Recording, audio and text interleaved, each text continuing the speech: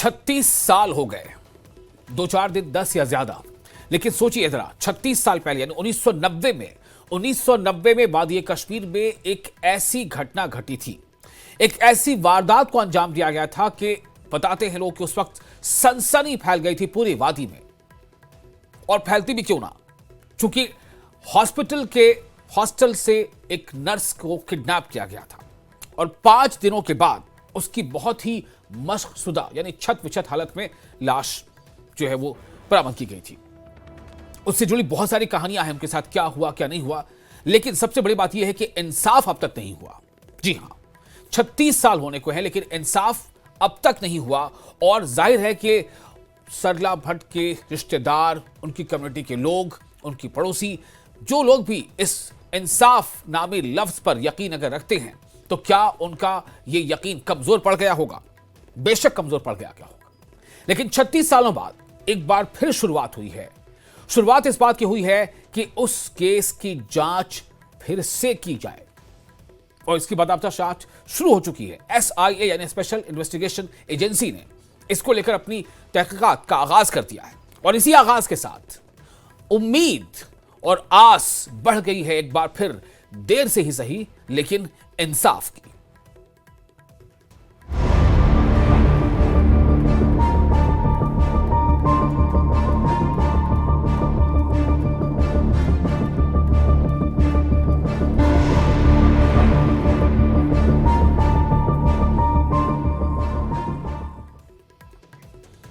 तो जम्मू कश्मीर में state investigation agency यानी SIA ने कई जगहों पर छापेमारी की है।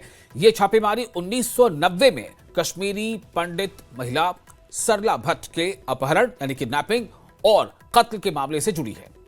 SIA यानी स्पेशल इन्वेस्टिगेशन एजेंसी की टीम ने अलग अलग लोकेशंस पर दबिश दी और इस पुराने केस से जुड़े सबूत और सुराग जुटाने की कोशिश की।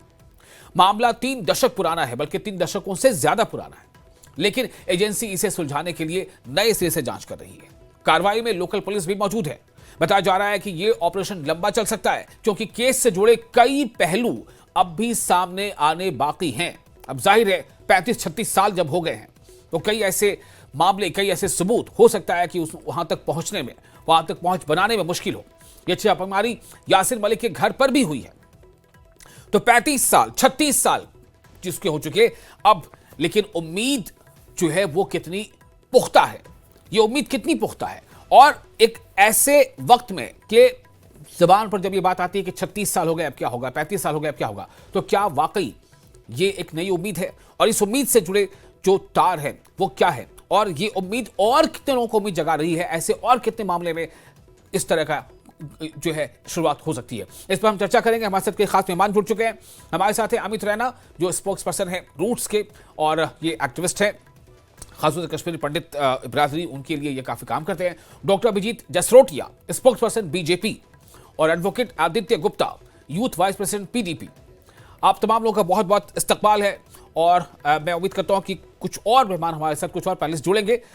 तो जसरोटिया साहब, सबसे पहले मैं आपके पास आना चाहता हूं। मैं चाहूंगा थोड़ा सा आप इस पर पहले थोड़ा इस पर रोशनी डालें, इस पूरे मामले पर, और साथ ही साथ ये कि कितनी उम्मीद अब 36 सालों बाद इस केस की दोबारा जांच की शुरुआत से बनी है? 2-3 चीजें हैं। उम्मीद तो पूरी तरह से है ही है, लेकिन बात ये आती है, वैसे कहावत है justice delayed is justice denied जी। लेकिन अगर मुझे लगता है कि अगर आप जस्टिस को एकदम साइड पे रखते हैं और बोलें कि अब बहुत ज्यादा हम इसके ऊपर नहीं काम हो सकता, या किसी भी चीज को लेकर किसी भी चीज का अगर आप बोलकर और उसके ऊपर कार्रवाई रोक देते हैं, मुझे लगता है ये नाइंसाफी है और उसे इंसाफ नहीं नाइंसाफी कहा जाएगा। और सबसे बड़ी बात ये आती है कि जो कुछ भी वहां पर हुआ, और खासकर 87 के बाद और 90 के उस दशक के अंदर जो लोगों के साथ हुआ है, आज तक उसके ऊपर काफी कुछ है जिसके ऊपर हमें जानना भी है, और ये भी जानना है वो कौन दोषी थे जिनके कारण जो कश्मीरी हिंदू, कश्मीरी मुसलमान एक दूसरे के साथ प्यार इखलाक के साथ रहा करते थे। कोई किसी की ईद मनाता था तो कोई किसी की शिवरात्रि में उसके घर जाया करता था। अगर इनके बीच में ये दरार डाली गई, और वो कौन चंद लोग, वो कौन गुनाहगार थे जिसके कारण वहां पर खून की नदियां बहाएगी और जेलों में इतना खून बहा कि जिसका कोई हिसाब किताब नहीं है। लेकिन अब काफी कुछ हो चुका है और अब वो टाइम आ चुका है कि सबको इंसाफ मिले, और ये इंसाफ की प्रक्रिया तभी शुरू होगी जब माननीय प्रधानमंत्री श्री नरेंद्र मोदी जी ने 2014 में इस देश का पदभार संभाला था जी। और उस समय के बाद अगर आप देखें, जब कार्रवाई होना शुरू हुई, यहाँ पर ऐसे ऐसे लोग थे जिनका नाम लिया जा रहा है, जिनकी तस्वीरें भी आप दिखा रहे हैं, भले वो शबीर शाह, यासीन मलिक, बीटा कराटे, इन जैसे लोग हैं, इनको उपाधियां दी गई। किसी को नेल्सन मंडेला की उपाधि दी गई, किसी को गांधी कहा गया। तो आप समझ सकते हो कि कहां पर क्या किया जा रहा था। जिन लोगों ने इन हत्या की और जिन लोगों में इन चीजों में पाए गए, उन लोगों के लिए किस तरह का वहां पर एक नैरेटिव बनाया जा रहा था। और उस समय की सरकारें जो भी थी, केंद्र के अंदर या यहाँ पर थी, इनको आप कहेंगे अगर हमको क्लीन चिट कोई नहीं दे सकता, क्योंकि 30 साल तक जिन लोगों को अपनी कुर्सियों के पीछे उन्होंने छुपा कर रखा, उन्हें पूछना तो पड़ेगा कि वो कौन था जिसने सरला भट्ट जी का कत्ल किया। और सरला भट्ट जी कौन? ठीक है। सोटिया साहब, इसी बात की जांच का आगाज हो चुका है। फर्स्ट मैं रिएक्शन यही लेना चाह रहा था कि दरअसल 36 सालों बाद अगर ये इसकी शुरुआत हुई है तो ये कितनी उम्मीद अफजा ये पहल है। मैं इसी क्वेश्चन को लेकर थोड़ा दूसरे अपने तमाम मेहमानों से पहले फर्स्ट रिएक्शन ले लूं। हमारे साथ मौजूद है जैसे मैंने पहले आपको बताया था कि अमित रायना जो स्पोक्स पर्सन है रूट्स कश्मीर के और कश्मीरी पंडित एक्टिविस्ट भी हैं। अमित जी, मैं फर्स्ट रिएक्शन आपका चाहता हूं। 36 सालों बाद केस दोबारा खुला है और इसकी फाइल खुली है और बाकायदा इसकी जांच का आगाज हो चुका है। ये जांच का आगाज होना 36 सालों बाद, इसे आप कैसे देख रहे हैं? देखिए, पिछले 2 सालों में कुछ स्पेसिफिक केसेस के जांच के आगाज किए जा चुके हैं, जिसमें जस्टिस नीलकंठ गंजू की हत्या, लसक कॉल डायरेक्टर दूरदर्शन की हत्या और आज सरला के हत्या के केसेस की आगाज हो चुकी है। समस्या आगाज की नहीं है, समस्या है कि आज भी 250 एफआईआर की आगाज हो चुकी है और आप उनको कन्विक्शन लेवल पे नहीं लेके आ पा रहे, आप उनको क्लोज नहीं कर पा रहे। तो आगाज का जब अंजाम ही नहीं तो उस आगाज का क्या करेंगे? आप अगर पिछले 35 साल का रिकॉर्ड देखेंगे तो कोई भी सरकार, लेकिन मुझे लगता है कि आप ऐसे अभी शुरू में ही नाउमीद हो जाएंगे तो कैसे काम चलेगा? जो एक पहल थी, आप माने कहा कन्विक्शन का नहीं पहुंचा के, फिर से अगर पहल हुई है तो अंजाम तक पहुंचने के लिए दोबारा आगाज जो हुआ इसका तो वेलकम कीजिए। नहीं, 36 साल से इंतजार कर रहे हैं, 3.5 साल से इंतजार नहीं कर रहे हैं। अगर 3.5 साल, 5 साल, 8 साल, 10 साल होता तो भी देखिए, मैं हर कोई पहल जो न्याय दिलाती है या न्याय दिलाने की कोशिश करती है उसका हम स्वागत करते हैं जी। मगर हम सिस्टम से नाराज भी हैं, सिस्टम से मायूस भी हैं, और क्योंकि हमें 36 साल का जो एक्सपीरियंस है उसमें हमें नहीं लगता कि ये एक कंक्लूसिव लेवल पे जाएगा। तो आज मैं उम्मीद करता हूं जो एसआईए ने इन्वेस्टिगेशन शुरू करी है वो हेडलाइन लेवल से बढ़कर आगे क्लोजर की ओर भी जाएगी। 36 साल के रिकॉर्ड में हमने ऐसा कोई भी क्लोजर नहीं देखा है। हमने जरूर देखा है कि पॉलिटिकल पार्टीज के नेता उन आतंकवादियों के समर्थन में खड़े हो जाते हैं जिनके अपने फैमिली मेंबर्स उन आतंकवादियों से ग्रस्त हैं। हमने वो देखा, बट हमने कन्विक्शन नहीं देखी। तो बिल्कुल स्वागत करता हूं, बट क्या मैं ठीक है, चलिए आप एक साथ वेलकम करते हैं और इसे खुशायद मानते हैं कि कम से कम आगाज हो चुका है। लेकिन आप थोड़े नाउमीद इस बात को लेकर हैं कि इससे पहले जितने भी ऐसे केसेस का आगाज हुआ वो कन्विक्शन तक नहीं पहुंचा, यानी उसका कंक्लूजन बेहतर नहीं हुआ। एडवोकेट आदित्य गुप्ता हमारे साथ जुड़ चुके हैं, यूथ प्रेसिडेंट है पीडीपी के। आदित्य, बहुत आपका स्वागत, वेलकम। मैं जानना चाहता हूं आपसे कि हाउ डू यू वेलकम और नॉट दिस इनिशिएशन, यानी कि अगर फिर से एक केस की फाइल खुली है और इंसाफ की आस जगी है, जो 35-36 साल पुराना मामला है, लेकिन चूंकि इंसाफ मिला नहीं था, तो आप इसे कैसे देखते हैं? नमस्कार वासिल, आपको और मेरे फेलो पैनलिस्टों को नमस्कार। हाँ विशाल, सॉरी। ऐसा है विशाल कि हम चाहते हैं कि इंसाफ होना चाहिए, हम इंसाफ के साथ हैं। हाँ। हम चाहते हैं कि ट्रांसपेरेंट इन्वेस्टिगेशन होनी चाहिए, अकाउंटेबिलिटी सेट होनी चाहिए, सो दैट जो एंक्शियसनेस अभी रूट्स के प्रवक्ता ने एक्सप्रेस की है वो एंक्शियसनेस इस कम्युनिटी को बिल्कुल महसूस नहीं होनी चाहिए, हमारी कश्मीरी पंडित कम्युनिटी को। और लेकिन एट द सेम टाइम इसको एज ए पॉलिटिकल टूल नहीं इस्तेमाल किया जाना चाहिए, पॉलिटिकल ब्रांडिंग के लिए इस्तेमाल नहीं किया जाना चाहिए। अगर आपने इंसाफ के लिए फाइल खोली है तो इसको इंसाफ के तराजू पे ही तोल के और इंसाफ की लेवल पे ही इस्तेमाल किया जाना चाहिए। It should not be used as a political gimmick. जैसे पिछले 5 साल में टारगेटिंग नहीं होनी चाहिए, फेयर और ट्रांसपेरेंट प्रोब होनी चाहिए और फेयरली इसको अंजाम तक पहुंचाया जाना चाहिए। Unnecessarily harassment of anyone should not be done, but जो इसमें इन्वॉल्व हैं they should not also be spared. ठीक है, लेकिन अब मैं आपसे ये जानना चाहता हूं कि आदित्य, चूंकि अब वापस सेकंड राउंड ऑफ क्वेश्चंस है कि अगर अमित रैना थोड़े नाउमीद नजर आते हैं या थोड़ी मायूसी उनकी बातों में नजर आती है, तो उसकी जो भी वजह रही हो, पिछले जो वो साइट कर रहे हैं एग्जाम्पल्स को, मैं आपसे ये जानना चाहता हूं कि अगर ऐसा हुआ है तो क्यों? आपने भी कुछ उसको टच किया है, इशारा दिया है, लेकिन मैं थोड़ा डिटेल में जानना चाहता हूं कि ऐसा क्यों हुआ? कानून से भरोसा क्यों कम हो गया? कानून पर क्यों इस पर भरोसा नहीं रहा कि जो हमारा सिस्टम है मौजूदा या तत्कालीन जो भी रहा कंटेम्पररी, वो इसको वाकई अंजाम तक पहुंचाना चाहता है? देखें साहब, जो 87 से लेकर 92 के बीच में जो भी हुआ, उसके रेमिफिकेशंस आज तक हम महसूस करते हैं। और उसमें एक मेजर लॉस हमें जो हुआ वो कश्मीरी पंडित कम्युनिटी का लॉस हुआ है। यू कैन नॉट, आपको कभी भी जम्मू कश्मीर पूरा नहीं दिखेगा अगर कश्मीरी पंडित कश्मीर का हिस्सा नहीं हो। बिल्कुल, ये एक ट्रेजेडी है जो जम्मू कश्मीर के साथ हुई है। हाँ। कि उसके अपने प्रवासी उस जगह कंफर्टेबल नहीं रह सके। लेकिन आज तक कभी भी ये कभी ऐसा नहीं आप कह सकते कि किसी ने कोई एफर्ट नहीं किया कि इस कम्युनिटी को वापस लाया जाए, इस कम्युनिटी को सेटल किया जाए। इनकी अपनी एंक्शियसनेस है, this anxiousness have to be addressed. और अगर अमित रैना जी ये बात बोल रहे हैं तो वो अपने पास एक्सपीरियंसेस के ऊपर बोल रहे हैं, लेकिन I think he should not B, ऐसा भी नहीं है कि ब्लैंडेडली कोई भी किसी ने एफर्ट नहीं किया है। अगर मैं अपनी ही सिर्फ पार्टी के एफर्ट के टाइम पे बता सकता हूँ, पोस्ट 2002 में 2003 के बाद सरकार पहली बार बनी है, एफर्ट हमेशा किया गया है पीडीपी की तरफ से कि कश्मीरी पंडित राइट्स और उनको वापसी दिलाई जाए।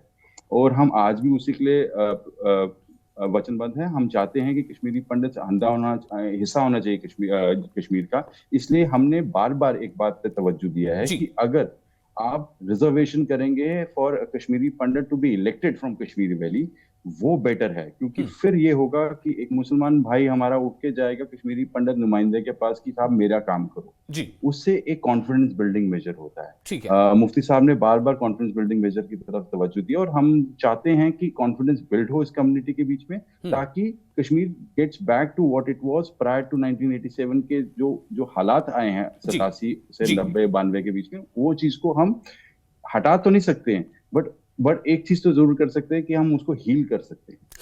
हीलिंग जो है वो हम कर सकते हैं, हील कर सकते हैं। बिल्कुल। अमित रैना जी, मैं आपके पास फिर से आना चाहता हूं। अमित जी, मेरा सवाल आपसे ये होगा कि ये मायूसी क्यों है? अभी बातचीत पे इशारा हुआ कि तंत्र से, सिस्टम से मायूसी क्यों है? अगर आपको यह लगता है कि 36 सालों में हमने आगाज तो बहुत देखा लेकिन अंजाम नहीं देखा, यानी इंसाफ मिलता हुआ अंजाम नहीं देखा, तो ये क्यों है? क्योंकि अगर उसको उस सिस्टम से अगर आप भरोसा कम हुआ तो वो सिस्टम के लिए जिम्मेदार कौन है? किसको आप इसके लिए जिम्मेदार मानते हैं?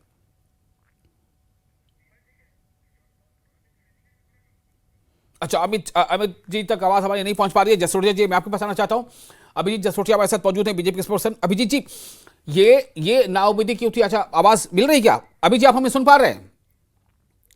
अमित रैना जी, आप हमें सुन पा रहे हैं?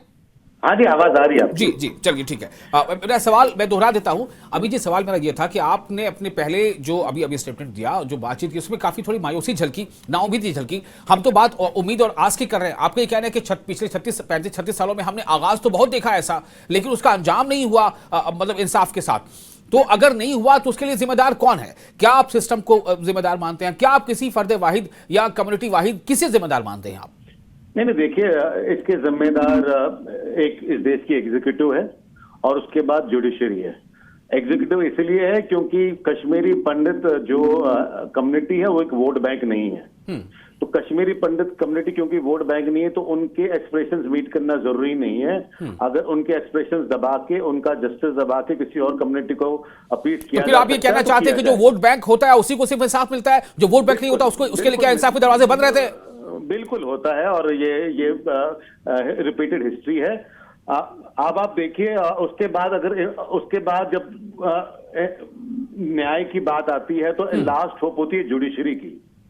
जो जुडिशरी एक स्ट्रे डॉग्स पे सो मोटो कॉग्निजेंस लेने को तैयार है, जो जुडिशरी बीसीसीआई में कैसे क्रिकेट चलाए उस पर सो मोटो कॉग्निजेंस लेने को तैयार है, वो जुडिशरी 35 साल से एक समुदाय जिसका नरसंहार हो रखा, जाति सहार हो रखा, अपने घर से बेघर है, उस पर कॉग्निजेंस लेने को तैयार नहीं है। ये एक निरंतर, लेकिन वो तो एक हिस्सा हुआ ना, हर मामले का जो कोर्ट में ट्रायल होता है, इंसाफ मिलता है, या तो क्या हर मामले का मतलब कॉग्निजेंस लेने से ही मामला आगे बढ़ता है क्या? उसके वो तो एक पार्ट है। कभी 100 केसेस में 2 केसेस ऐसे होते हैं कि कॉग्निजेंस लिया जाता है तो उस पर बात आगे बढ़ती है, कोर्ट जो है सो यहाँ पे एक क्राइम की बात नहीं हो रही है, यहाँ पे क्राइम अगेंस्ट ह्यूमैनिटी की बात हो रही है। अगर आप क्राइम अगेंस्ट ह्यूमैनिटी को सीरियसली नहीं ले सकते तो फिर एक संविधान के बेसिक जो पैरामीटर्स हैं आप उसी के धज्जियां उड़ा रहे हैं। तो अमित रैना को ये लगता है कि अगर इंसाफ नहीं मिला तो इसके लिए सीधे सिर्फ और सिर्फ जुडिशरी जिम्मेदार है?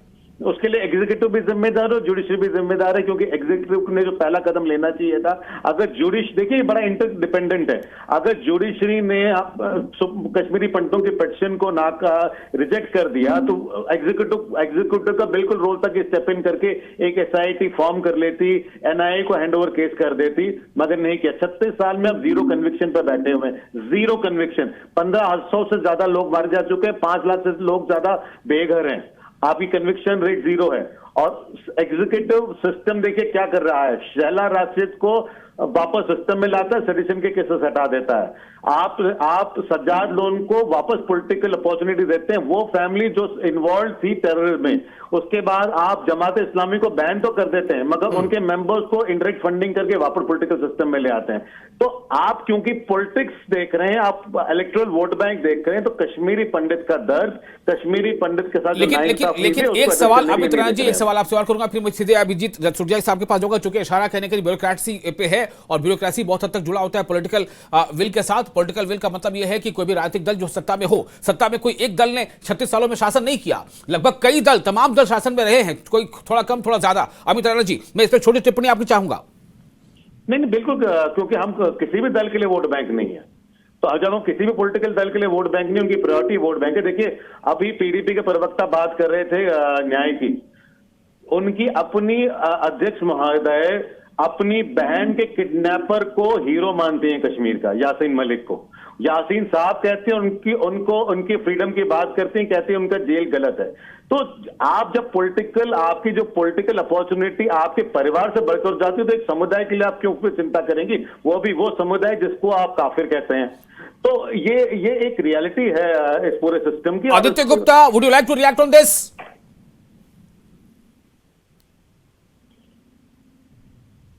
मैं आपके सामने आपके छाना बिछाना खड़ा हो रहा हूं। आपको लगा, आप एक्सपेक्ट कर रहे थे कि PDP का आदमी आया है वो तो हमारे खिलाफ ही बोलेगा। ये नोशंस जो आप अपने दिमाग में लेकर घूमते हैं, आप इसको लेके चले बाहर। फैक्ट ये है कि जस्टिस के साथ हम हैं, हम भी यही कहते हैं कि पॉलिटिसाइज नहीं होना चाहिए। और आप ये जो बार बार इसको कहते हैं वोट बैंक, सर आप मुझे बताएं कि अगर आप इस टाइम पे इस जगह बैठ के अगर आप एक्यूज कर रहे हैं of any political party you want to accuse, I am asking you my friend, who stopped you to fight an application, a letter to the Chief Justice of Jammu and Kashmir High Court or to the Chief Justice of India to ask him for an initiation? आप भी तो root stamp की organisation के प्रवक्ता हैं। I have been to Supreme Court कर सकते थे ना ये सब कुछ। I have a petition, I have a curative petition and I have a review petition। तो फिर तो सर आपको जो आपके साथ खड़े होते हैं ना, हम लोग डिबेट पे लड़ने के लिए नहीं आते हैं, हम लोगों के लिए आते हैं, उनकी बात जो बात सही है उसके साथ खड़े हैं। अब दिक्कत ये है कि आपका जो फॉर्मेट है या जिस तरीके से आप अपने आप को सेल आउट करते हो वो चीज आप नहीं कर पा रहे। I think you should be happy, government कर रही है, सब पॉलिटिकल पार्टीज आपके साथ है, सब चाहते हैं इंसाफ हो, क्योंकि सब चाहते हैं कि इंसाफ हो, तो आपको उसमें दिक्कत क्या है? जस्टिस वानी ने कहा कि आपका क्या फॉर्मेट नहीं हो रहा क्या पूरा? क्योंकि शौरी केस या कोई एजेंडा के साथ आप आते हैं डिबेट्स पे, मुझे इसको बेल देना पड़ रहा ये बहुत बड़ा ही अजीब सी बात है जी कि अगर कह के इनको सपोर्ट करो तो ये सो कॉल्ड नॉमिनी जो बैठ के हैं दे ओनली स्टॉप इट। आपसे मैंने पूछा आपकी मोहतरमा महबूबा क्यों सपोर्ट करती हैं यासीन मलिक जैसे आतंकवादी को, आप उसका जवाब दीजिए। आपको किसने कहा है? आपको अरे फिर यासीन मलिक वाज आइडेंटिफाइड नहीं है, आपको अपने पार्टी का स्टैंड नहीं पता। ठीक है, एक मिनट देखिए, ऐसा है अभी जी मुझे लगता है कि हम लोग अभी इस टॉपिक से थोड़ा सा डाइवर्ट हो जाएंगे, इसको थोड़ा सा बिल्कुल इतना नहीं, हम जिस मुद्दे पर अभी हमसे बात करने दीजिए। अभिजीत जसरोटिया, मैं आपके पास आना चाहता हूं। ब्यूरोक्रेसी पे सवाल लगभग सब लोग उठा रहे हैं, ब्यूरोक्रेसी का पार्ट, ब्यूरोक्रेसी जुड़ा होता है पॉलिटिकल विल के साथ। अभिजीत, क्या हुआ होगा आखिर? ऐसा क्यों माना जा रहा है? कश्मीरी पंडित बिरादरी इस बात से क्यों नाला है, क्यों अफसोस कर रहा है कि 36 सालों में कोई भी केस जो है, आगाज तो हुआ, फाइल तो खुली, लेकिन वो फाइल बंद इस तरह से नहीं हुई कि इंसाफ मिल जाता? कौन जिम्मेदार है? देखिए विशाल साहब, मैं दो तीन चीजों को क्लियर कर दूं जरा हर एक चीज। जहां तक रही बात अमित रैना साहब ने जो बात कही है, पॉलिटिकल विल तो लैक की ही है यहाँ पर, इसमें कोई दो राय नहीं है। अगर आप देखें कब से हुआ, 87 से शुरू हुआ रिगिंग के बाद, 90 के दशक के अंदर जो एक्सोडस हुआ, 90 के दशक के अंदर जो जिस तरह से अभी शैला जी की बात जिस तरह से देख लीजिए, टीका लाल टपलू और फिर नीलकंठ गंजू जी हो गए, इन सब की जो बात की जा रही है आपके सामने, ये सबका सब हुआ है वहां पर। और जब हुआ है उस समय कौन यूनिफाइड कमांड को हेड कर रहा था?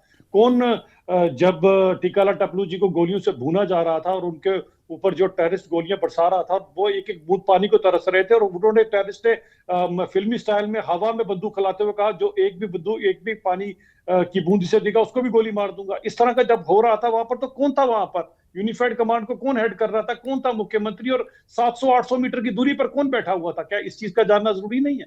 और यहाँ पर जहां तक रही बात पॉलिटिकल विल की बात रही या बाकी भी चीजें रही, एक बार तो जब केस आया तो एक जज साहब तो इतने ज्यादा दुख हो गया उनको कि देखिए किस तरह से आप केस पेश कर रहे हैं, इस केस के अंदर तो कोई आप फैक्ट्स रख ही नहीं रहे सामने, मैं क्या करूं? तो पॉलिटिकल विल तो लैक की। अगर पॉलिटिकल विल लैक ना करती तो क्यों किसी को हम नेल्सन मंडेला और गांधी की उपाधि देते? 30-30 साल तक इन लोगों ने अपनी कुर्सियों के पीछे इनको छुपा कर रखा। इंसाफ कब मिला? इंसाफ मिला 2014 के बाद, जब यहाँ पर सरकार आई और उसके बाद जब आहिस्ता आहिस्ता चीजों पर कार्रवाई होना शुरू हुई। आज ये तीनों के तीनों आपको कहां नजर आते हैं? सभी के सभी जेल में नजर आते हैं। तो की जा रही है कार्रवाई सबके ऊपर, बख्शा तो एक को भी नहीं जाएगा और बख्शना चाहिए भी नहीं। मेरा सवाल सिर्फ यही था अभिजीत जी कि ये 35-36 सालों में कोई भी ऐसी पॉलिटिकल पार्टी नहीं जिसको शासन का मौका नहीं मिला हो, तो क्या हर पार्टी जिम्मेदार है? जिनको सिवाय भारतीय जनता पार्टी के सबको शासन का मौका मिला है यहाँ पर, और जिनको मिला है उनके सामने ही है। लेकिन आज जो भी 5-6 सालों से यहाँ पर कार्रवाई हुई है, वो शायद तभी हुई है कि जब केंद्र में भारतीय जनता पार्टी की सरकार है। अमित रैना जी, क्या ये बात सही है? वुड यू एग्री कि भारतीय जनता पार्टी को मौका नहीं मिला, उसे चांस नहीं मिला, उसे समय नहीं मिला कि वो कार्रवाई करती और आपको इंसाफ दिलाती? 2014 के बाद जम्मू कश्मीर में अगर किसी का पॉलिटिकल रूल रहा है, इनडायरेक्टली डायरेक्टली, वो भारतीय जनता पार्टी का रहा है। देश में भी अगर किसी का रूल रहा है तो भारतीय जनता पार्टी का रहा है।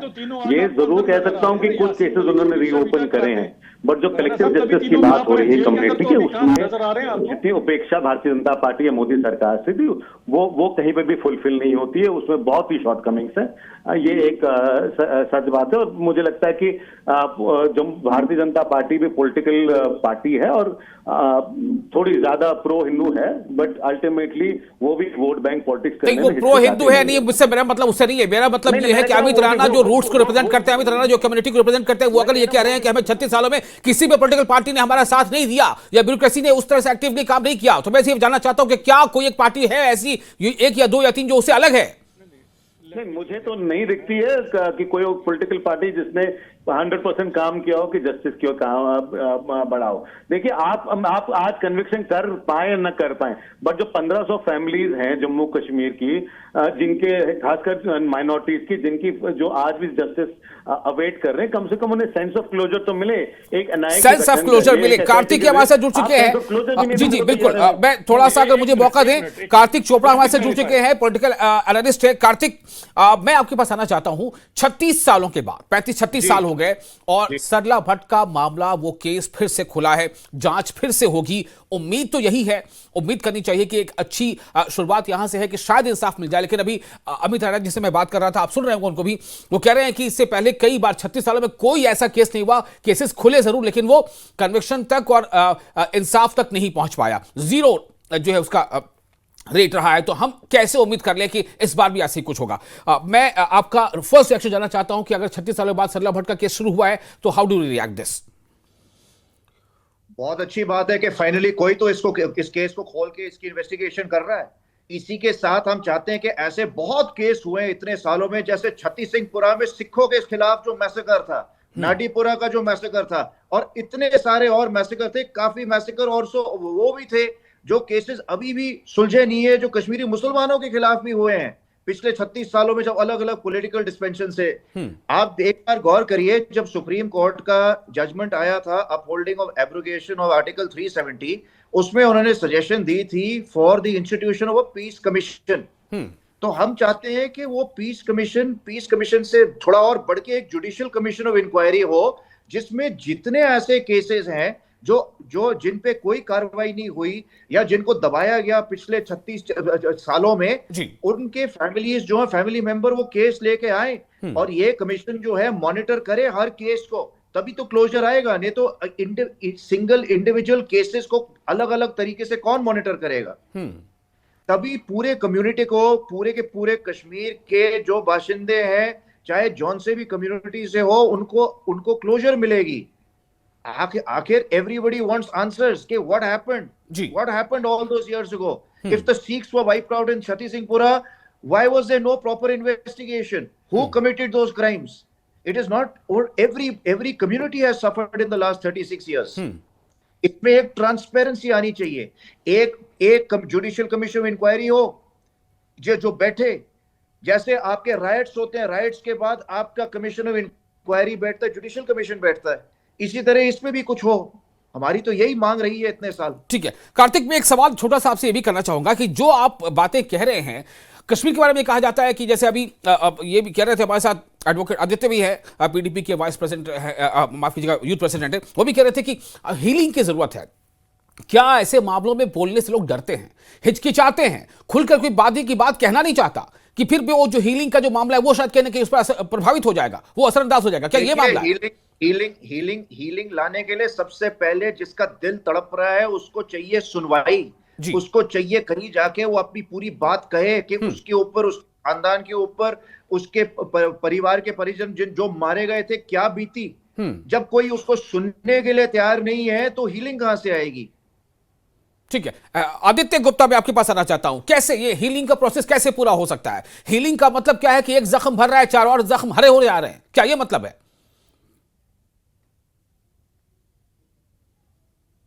आदित्य आप अनम्यूट कर लें, खुद को अनम्यूट कर लें। अनम्यूटेड जी। मेरा सीधी सी बात है, 1987 से लेकर 96 के बीच में जितनी माइग्रेशन हुई हैं वो एक कश्मीरी पंडित पूरी की पूरी कम्युनिटी माइग्रेट हुई है। ठीक है, उनको एक हीलिंग चाहिए। एट द सेम टाइम इस पूरे दौर में, पिछले 30 साल के दौर में, ना सिर्फ एक कैसे कश्मीरी पंडित को इफेक्ट हुआ, कश्मीरी सिख भी मारे गए, कश्मीरी मुसलमान भी मारे गए, और एट द सेम टाइम उस जस्टिस को लाने के यूज में प्रोसेसेस को या एजेंसीज को यूटिलाइज किया गया है on to a larger extent पिछले 5-6 साल में टू कंटिन्यू कि आप टारगेटिंग, मैंने आपको बोला कि टारगेट नहीं होना चाहिए, ये ट्रांसपेरेंसी से ही होनी चाहिए, क्योंकि अगर आपने सरला भट्ट का केस खोला है तो इसकी इन्वेस्टिगेशन ट्रांसपेरेंट होनी चाहिए, अकाउंटेबिलिटी सेट होनी चाहिए और लोगों के सामने सीधी चीज रखनी चाहिए। उससे कॉन्फिडेंस बिल्डिंग होगा कि हम एक्चुअली कर रहे हैं। अदरवाइज ये फिर से जो अमित रैना जी को लग रहा है, जो इस चीज को वो पॉइंट आउट करना चाहते हैं, वो अल्टीमेटली वो साबित हो जाएगी। There has to be there is required to be a justice giving will होनी चाहिए, जो इंसाफ देने की होनी चाहिए, ना कि इसको पॉलिटिकल प्लेटफॉर्म की तरह यूज किया जाना चाहिए कि जनाब पीछे इसने ये किया और उसने ये किया और आज हम ये कर रहे हैं। मतलब इस मामले का एक सोल मोटो हो के इंसाफ मिले, ना कि कोई पॉलिटिकल गेन के लिए इसको एडवर्टाइज करे या उस पर चर्चा करे या जो भी करे। आप ये कहना चाह रहे हैं? जी बिल्कुल। जी ठीक है। तो इसी पे मैं जरा सा जसोटिया साहब से एक छोटा सा कमेंट लेना चाहूंगा। जसोटिया साहब, क्या ये मुमकिन लगता है एक ऐसे वक्त में जब हर छोटी से बड़ी चीज पर लोग जो पॉलिटिकल पार्टी उनको लगता है कि हमें इससे कुछ सियासी फायदा मिल जाए, क्या ये मुमकिन अब है कि only with the particular aim of getting justice इस पर आगे बढ़ा जाए? पॉलिटिकल पार्टीज भी अगर जुबान खोले तो सिर्फ इसलिए जुबान खोले, ना कि पॉलिटिकल गोल सेट करने के लिए खोले। देखें, 2-3 चीजें और एक चीज समझिए, पॉलिटिकल विल की भी जहां तक बात है और चीजें बदली हैं 2014 और खासकर 2019 के बाद, जब 370 जैसे उस ड्रैकोनियन लॉ से हम लोगों को निजात मिली, क्योंकि उससे पहले कहीं ना कहीं वो बैरियर था जिसके अंडर यहाँ पर डायरेक्टली कुछ भी नहीं हो सकता था। अब जब चीजें होना शुरू हुई हैं तो 2-4 साल में आपके सामने ये रिजल्ट्स हैं कि शबीर शाह, बीटा कराटे, यासीन मलिक सभी आपको जेल में नजर आ रहे हैं। अब बात आती है जिस तरह से फिर से हीलिंग की बात शुरू हो गई, अब इनका पर जरा प्रोसेस तो देखिए किस तरह का रहा है। 2003 में जब नदी मर्ग हुआ, 24 कश्मीरी हिंदुओं को पॉइंट ब्लैंक पे भूना गया, जिसमें 4 मासूम बच्चे थे। ये जो हमारे आदित्य साहब की पार्टी है उनके साथ कांग्रेस थी, यहाँ पर हीलिंग टच खेल रही थी। अब वो हीलिंग टच उन लोग मासूमों के लिए थी या उन टेररिस्टों के लिए थी, वो अच्छा भला आपको आज पता लग सकता है कि 30 साल ये लोग क्यों कुर्सियों के पीछे छुपे रहे। अब हीलिंग टच का असली मतलब क्या होता है? जिस तरह से अभी पीछे जो नौकरियां बांटी गई उन लोगों को, जो टेररिस्ट, जो हमारे माननीय एलजी साहब, सिन्हा साहब ने जो नौकरियां दी, जो टेररिस्ट विक्टिम थे, आज कितने सालों बाद उन लोगों को नौकरियां दी गई इन सब चीजों के लिए। इसे एग्जैक्टली हीलिंग कहा जाता है। वो हीलिंग नहीं कि आप टेररिस्टों को या उनके को इनडायरेक्टली कहीं ना कहीं बिल्कुल करना। अमित रैना जी, मैं फाइनल कमेंट के लिए आपके पास आना चाहूं, वक्त बिल्कुल नहीं है। अल्टीमेट यही है कि finally what would you comment this, कि चूंकि अब इसकी शुरुआत हो चुकी है, अब तो क्या लग रहा है कि हाँ उम्मीद करनी चाहिए? आपने सुन लिया बहुत पॉलिटिकल कमेंट भी। उम्मीद पे दुनिया कायम है और उम्मीद पे ये समुदाय भी इंतजार कर रहा है और हम चाहते हैं कि हमारी जो शंकाएं हैं वो गलत प्रूव हो और इस देश का सिस्टम, इस देश का जस्टिस डिलीवरी मैकेनिज्म हमको गलत प्रूव करे और जस्टिस डिलीवर करे। बट 36 साल का जो रिकॉर्ड है कहीं ना कहीं मायूसी, हम ह्यूमन से हम में मायूसी लाता है। देखिए, क्राइम का सबसे बड़ा डिटरेंट पनिशमेंट होता है और वो ठीक है, आपने उम्मीद जाहिर की है, ये बहुत बड़ी बात है। चलिए, शुक्रिया आप तमाम पैनलिस्ट का इस खास विषय पर अपना वक्त देने के लिए। हमें दे इजाजत और आप बने न्यूज़ 18 के साथ।